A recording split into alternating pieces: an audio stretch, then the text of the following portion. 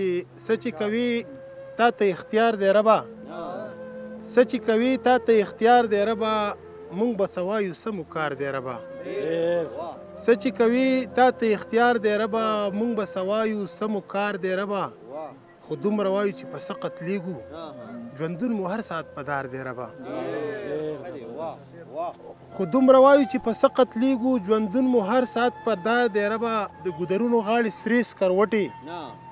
د ګودرونو غاړې سرې سکروټې په سرو لمبو سوی چنار دی ربه او د ګودرونو غاړې سرې سکروټې په سرو لمبو سوی چنار دی ربه بل یو غزل دی وایي درد می ګام په ګام د محبت دی درد می ګام په ګام د محبت دی او نور زما سلام د محبت دی درد می ګام په ګام د محبت دی نور زما سلام د محبت دی او زی دردولی تی ونه کی زی دردولی تی ونه کی دغه می پیغام د محبت دی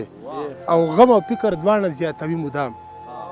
غم او فکر دواړه زیاتوي مدام او نه اسکم که جام د محبت دی غم او فکر دواړه زیاتوي مدام نه اسکم که جام د محبت دی او مینه خوروي ځان خواروي پښتون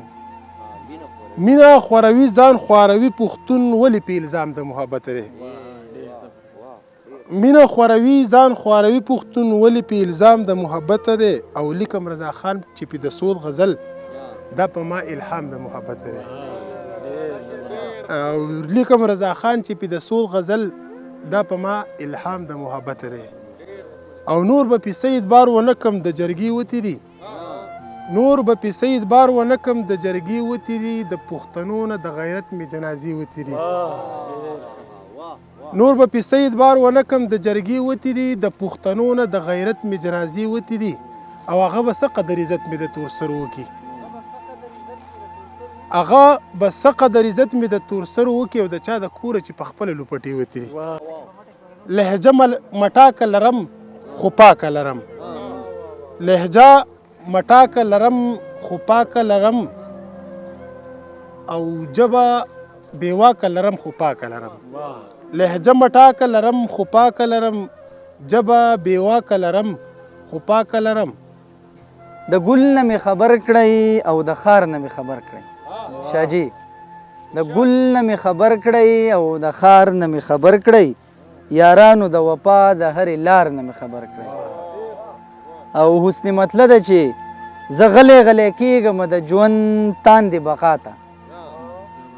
زه غلی غلی کېږم د ژوند تاندې بقا ته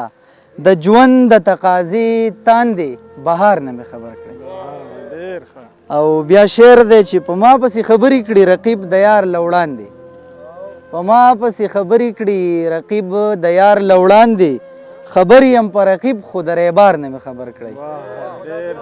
وایي په ما پسې خبرې کړي رقیب د یار له وړاندې خبر یم په رقیب خو د لیبار نه مې خبر کړی او لا اوس په اندازه کې د رښتیا سره اټکل یم شاجي لا اوس په اندازه کې د رښتیا سره اټکل یم په هر یو حقیقت کې د دلدار نه مې خبر کړی او ما مشړه محبوبه زه خو ستا د جبین خال یم ما مشړه محبوبه زه خو ستا د جبین خال یم د عشق د تلوسې او د اقرار نه مې خبر کړی او بیا مقته د صدر صاحبو چې زه هم لکه سپرلی که د ګلونو په جامه یم زه هم لکه سپرلی که د ګلونو په جامه یم په بعضې تقاضه کې د ګلزار نه مې خبر کړی ډېره مننه جي مننه بیا راته ووایم ارشاد دی چې زه هم لکه سپرلی که د ګلونو په جامه یم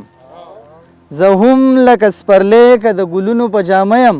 په هر یو حقیقت کې د ګلزار نه مې خبر کړی